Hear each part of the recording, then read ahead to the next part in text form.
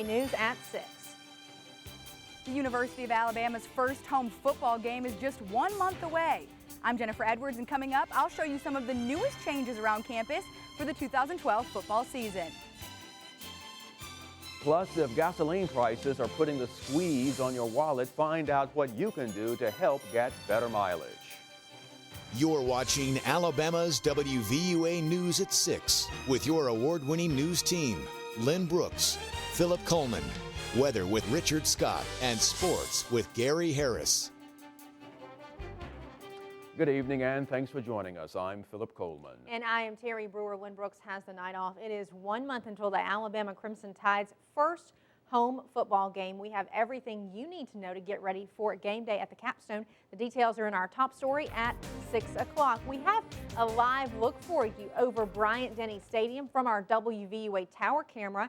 That's where the first home game is set for Saturday, September 8th. Bama will take on the Western Kentucky Hilltoppers. Kickoff is set for 2:39 p.m. and it will be televised on the SEC network.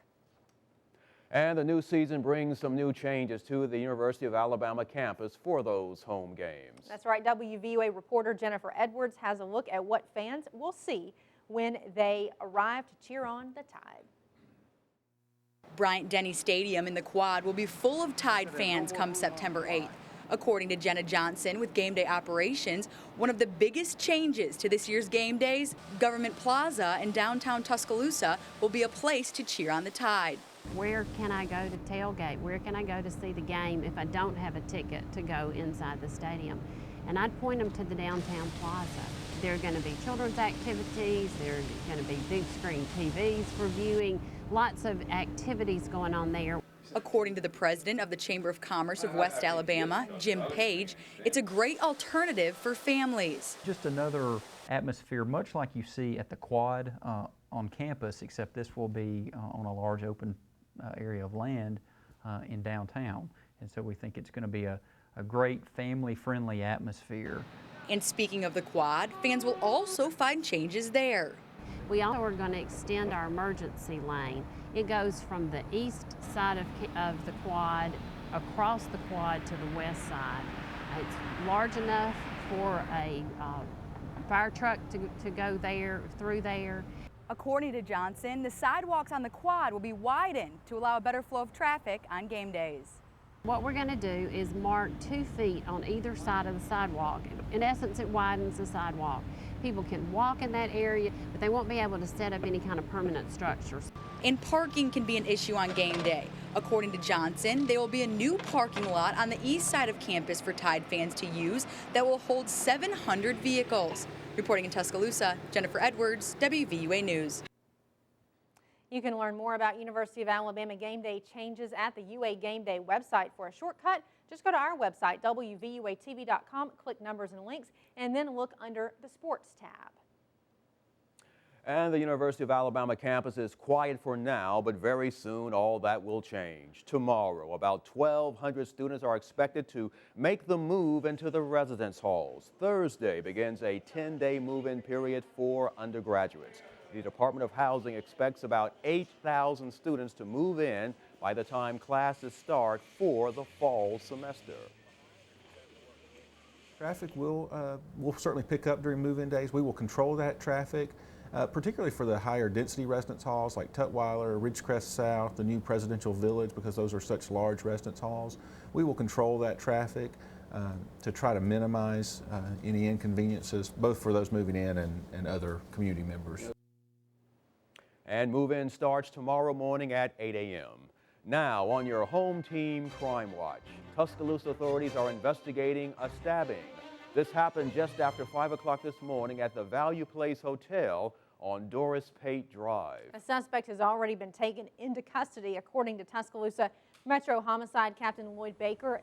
That's where a 46-year-old woman was found stabbed multiple times. Authorities say she had been staying there with the suspect. Officials say 46-year-old Robert Battle was found on another floor with blood on his clothes but had no injuries. Officials took him into custody and found what they believe was the weapon hidden in the stairs. Battle has been charged with attempted murder. We have since learned that the two had been staying at the hotel for some time. He's actually from Pennsylvania. was down here staying with her. Something happened early this morning that we have not learned about yet because the victim is being treated. And the victim was taken to DCH Regional Medical Center for treatment. On your money watch, your gas tank could be draining your wallet, and drivers don't expect any relief at the gas pump anytime soon. Now, prices have increased by 30 cents a gallon nationwide. According to AAA, Tuscaloosa gasoline prices are averaging at $3.44 for a gallon of regular unleaded. So the big question is, what can drivers do to save some cash at the pumps? Brad Johnson with Warren Tire and Auto told us there is one simple way that you can get the most out of your gas tank.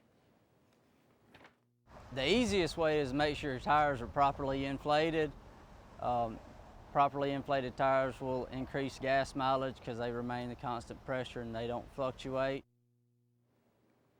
And Johnson also says that filling up your tires with nitrogen and unloading unnecessary items from your vehicle are other ways to help increase your gasoline mileage.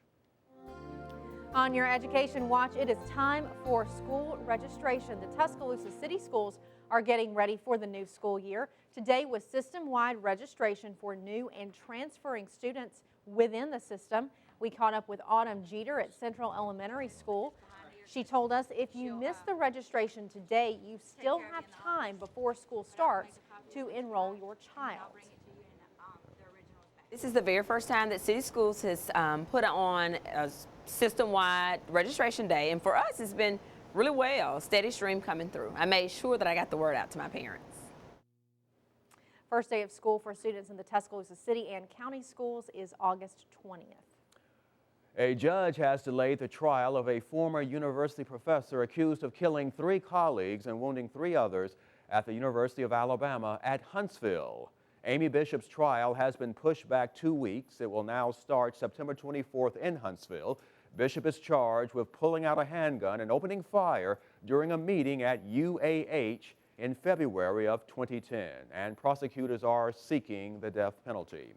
Also in Huntsville, students will be ditching their textbooks this year. That's right. That's because instead of paper, they'll be using technology. The Huntsville City Schools will be handing out laptops to students in 4th through 12th grades. This will make Huntsville the largest city school system in the country to convert to an all-digital format. The laptops will cost the school system $3.2 million for the first year.